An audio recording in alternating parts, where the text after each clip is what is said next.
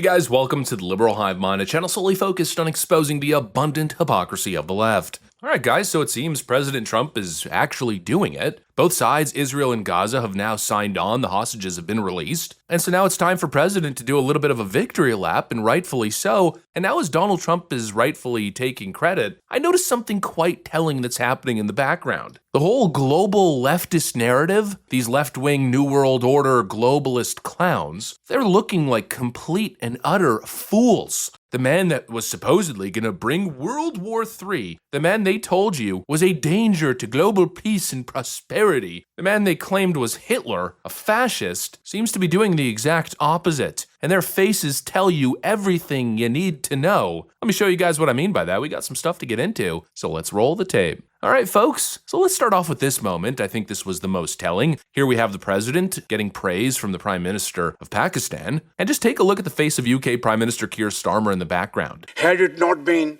for this gentleman, not only, who knows, India and Pakistan are both nuclear powers.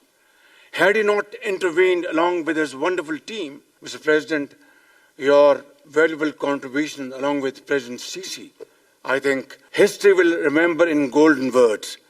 I wouldn't say more, except God bless you, God give you long life to serve like this for all time to come. Thank you very much.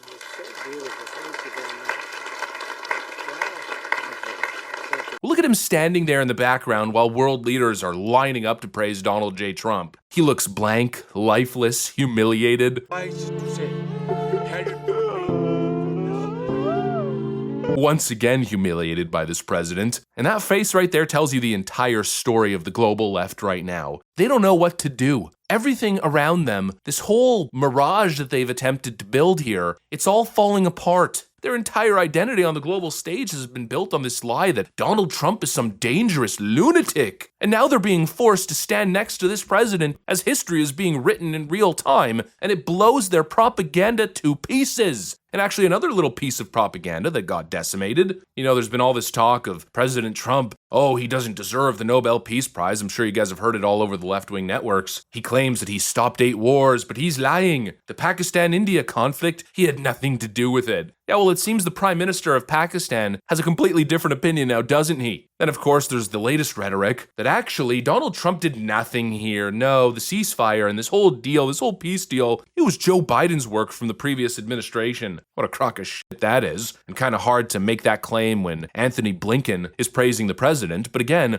all these world leaders are all saying the same thing. This happened because of President Trump. Notice how nobody's mentioned Joe Biden's name not even once. Here's Egypt's president, El-Sisi. He makes the claim that President Trump is literally the only person on earth capable of bringing peace to the Middle East. I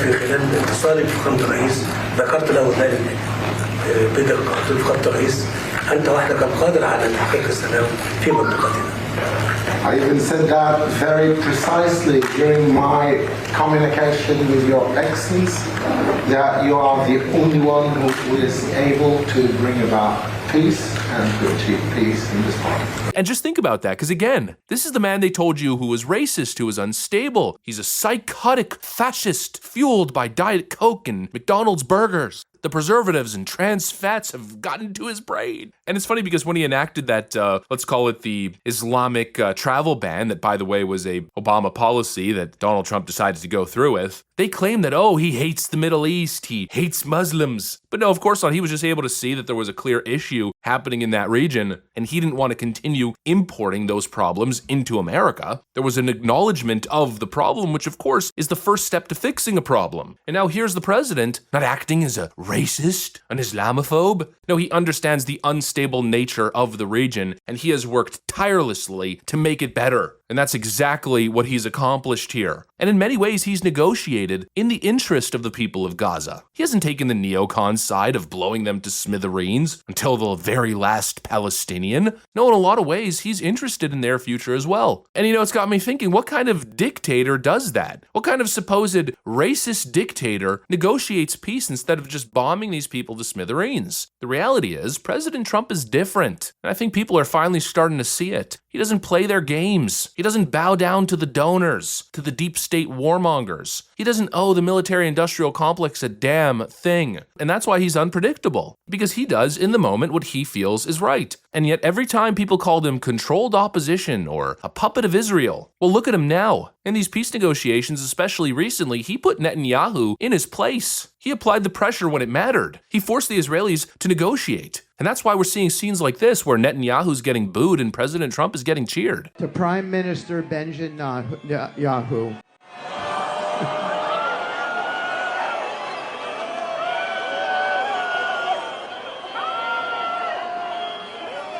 And to President Donald J. Trump.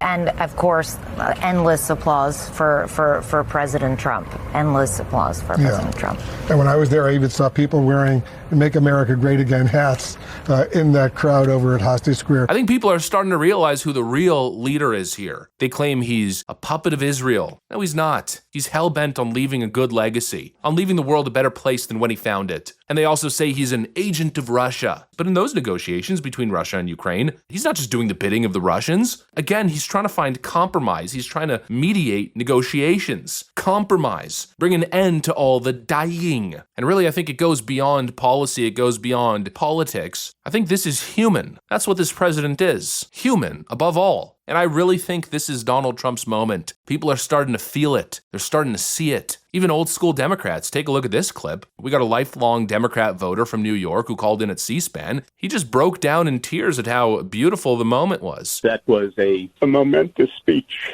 And I'm a conservative Democrat living here in New York, where this example of bringing peace to everyone should be thought of in New York City, where out of ignorance, the people are about to elect a guy who's pro-terrorist, pro-Hamas, who's friends with his people in Uganda, a country that lawfully executes people for being gay. This should be a wake-up call to everyone, that people can live together. I go back, I worked as a young man for Humphrey and for McGovern, and became more conservative as I've gotten older. This was like the best. You know, he does it in his own style. This should be a lesson to all of us that we can all live together. I think the future, if the Gazans really accept the goodness and the money that's going to come from the Arab community and from the world community, it can be a different world. It's a great moment in history for everyone, and we have to reject hate, we have to reject Antifa, we have to reject Mandami, and we have to come together as human beings.